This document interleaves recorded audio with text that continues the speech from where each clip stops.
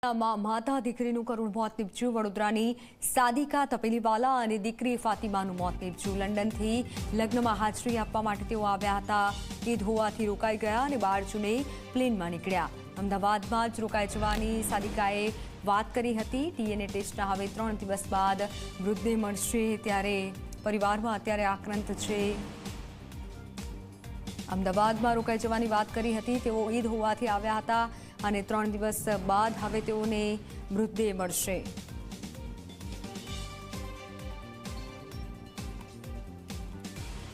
લંડનથી વડોદરા સમૂહ લગ્નમાં હાજરી આપવા આવેલા સદિકા બેન અને તેમના 2.5 વર્ષની દીકરી ફાતિમા પણ અમદાવાદથી લંડનની ફ્લાઇટમાં જઈ રહ્યા હતા। તે દરમિયાન દુર્ઘટનાગ્રસ્ત હાલતમાં તેમનું મૃત્યુ થયું છે અને તેમના જે પિતા છે તે આપણી સાથે છે આસિફભાઈ। તેમની સાથે આપણે વાત કરીશું। આસિફભાઈ, આપ વડોદરાના વતની છો, વાડી વિસ્તારમાં રહો છો।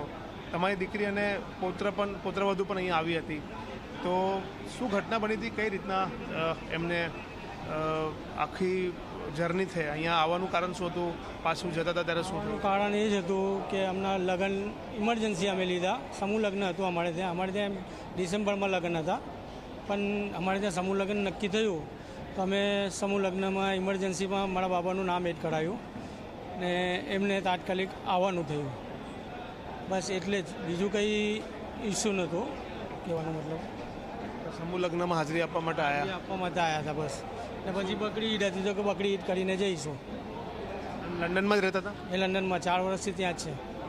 શું કહેશો? સમૂહ લગ્નમાં આવ્યા અને ગઈકાલે જ્યારે આ ઘટના બનીને એમાં પ્લેનમાં સવાર હતા, કઈ ખુશીથી પાછા લંડન જતા હતા અને આ રીતના એક દુઃખી માહોલ અહીંયા ઊભો થયો છે? ખુશી તો સાહેબ હવે ખુશીથી જ એમના હસબન્ડ ત્યાં હતા। બેબી પણ ખુશ હતી હસબન્ડ પપ્પા માટે પાસે જવા માટે। બીજું કંઈ ખુશી તો એમને હતી નથી। બધા ફેમિલીને છોડીને જવાનું હતું। ખુશી જતા હતા, એવું કંઈ નહોતું।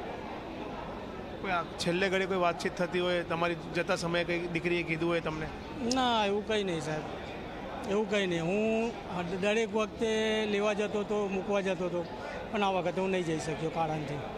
કોણ મૂકવા ગયું હતું? તમે જો નહીં જઈ? એના પોતાના પપ્પા ગયા હતા, એની મમ્મી ગઈ હતી ને મારી વાઈફ ગઈ હતી, એનો બ્રધર હતો। આ 4 જણ મૂકવા ગયા હતા। શું કહેશો? જે રીતના સાદિકાબેન અને એમની જે 2.5 વર્ષની દીકરી ફાતિમા, તમે દીકરીને રમાડતા હશો, ફાતિમા પણ હશે, હવે આપની વચ્ચે નથી રહી, તો કઈ રીતના? બહુ દુઃખ થાય છે સાહેબ, બહુ દુઃખ થાય છે। આટલા વર્ષોમાં 2 વાર આવી ગઈ છે, બીજી વાર હતું। ફર્સ્ટ ટાઈમમાં એને એટલું પ્રેમ નહોતું અમારા જોડે, પણ આ વખતે બહુ પ્રેમ થઈ ગયો। જવા માટે પણ બેબી ના પાડતી હતી કે મારે ઇન્ડિયામાં રહેવું છે, કેમ કે ત્યાં એમની જોડે કોઈ હોત નહીં, એકલા રહેતા હતા। અહીંયા બધા ફેમિલી મળે એટલે બેબીને સારું લાગતું હતું, એટલે બેબી ત્યાં જવા માટે પણ થોડી એ હતી કે ના મારે અહીંયા ઇન્ડિયામાં રહેવું છે। ડીએનએ સેમ્પલ તમારા થયા છે? કેટલા લોકોના ડીએનએ સેમ્પલ લીધા છે ને શું જવાબ આપ્યો છે ડૉક્ટરને? હમણાં એવું કીધું છે કે 72 કલાકમાં તમને જવાબ આપીશું। કોના સેમ્પલ લેવામાં આવ્યા? મારા પોતાના સેમ્પલ લેવામાં આવ્યા ને મારી જે પુત્રવધુ છે એના બ્રધરના સેમ્પલ લેવામાં આવ્યા।